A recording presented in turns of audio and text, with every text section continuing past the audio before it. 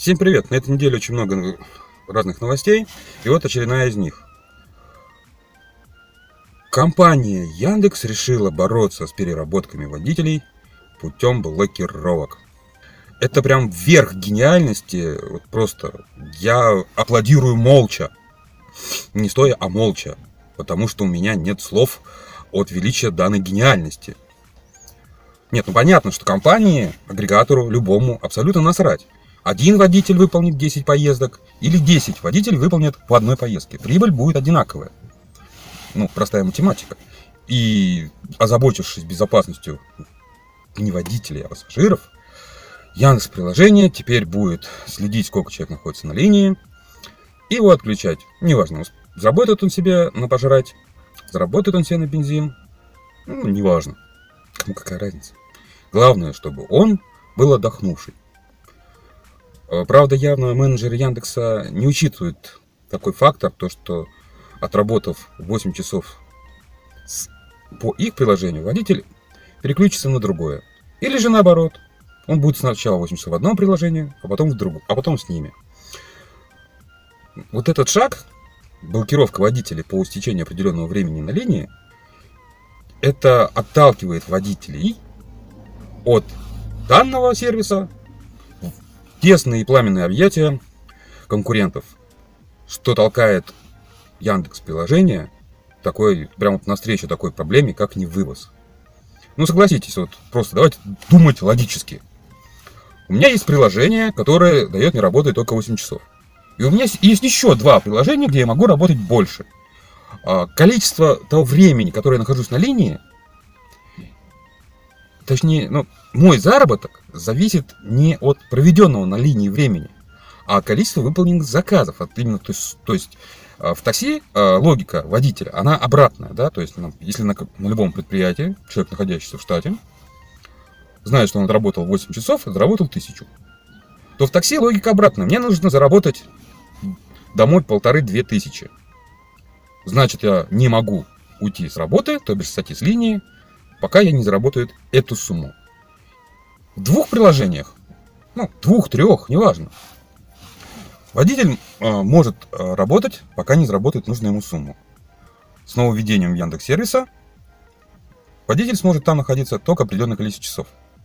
Спрашивается, через сколько дней работы в таком режиме я перестану включать Яндекс.Приложение?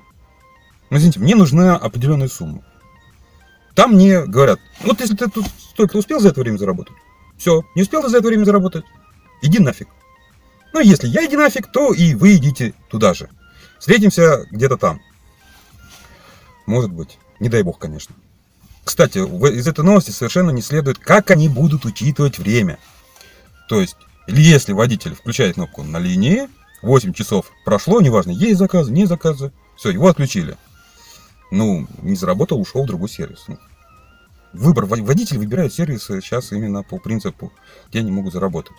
Да, внося помимо цен, да, вот еще дополнительные ограничения, это явно отрубание людей от заработка. Вот этот шаг толкает к невывозу. Не будут водители работать там, который говорит, нет, ты вот 8 часов с нами поработаешь, заработаешь 500 рублей, молодец. Заработаешь 1000, двойной молодец. Заработаешь 250, извини, ты половинка молодца. Или же они будут как-то по-другому учитывать.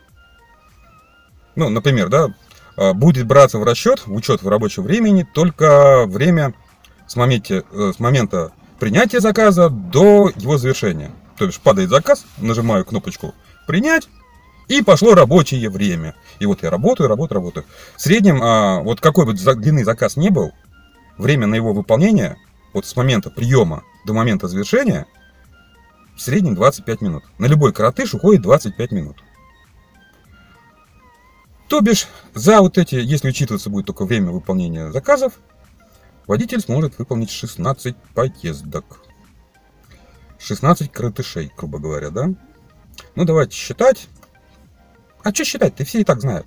Прибыль с одного коротыша в карман водителя за минусом аренды машины, за минусом комиссии и прочих расходов составляет 50 рублей. Умножаем 50 на 16, получаем 800 рублей. в сутки за те же самые 16 часов на линии. Замечательная инициатива Яндекса. Поэтому давайте поаплодируем ему молча и пожелаем ему двигаться в том направлении, куда он хочет оказаться.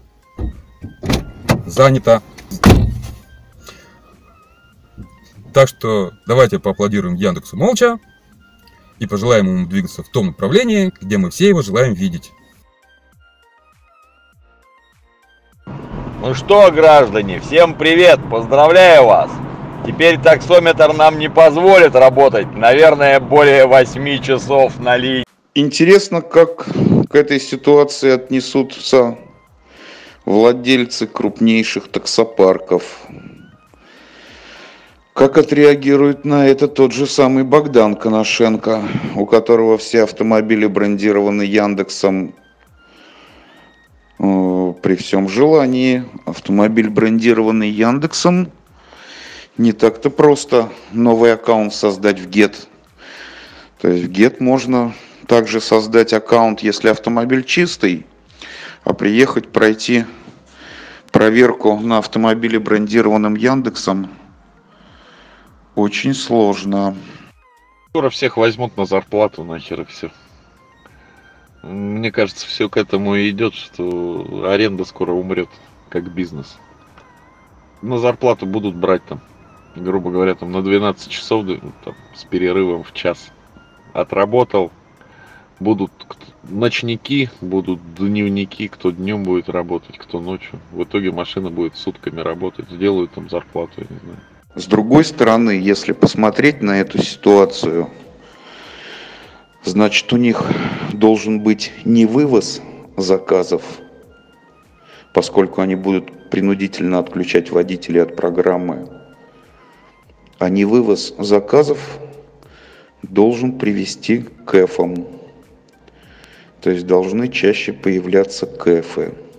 Ну, они тогда не смогут вывести всех пассажиров, скажем так, вот и все. Или же подымут цену, потому что они будут терять деньги. Если они не подымут цену, они будут терять деньги. Ну, посмотрим. Мне интересно, что будет все-таки в мае. Что они придумают. Мне кажется, в мае что-то произойдет.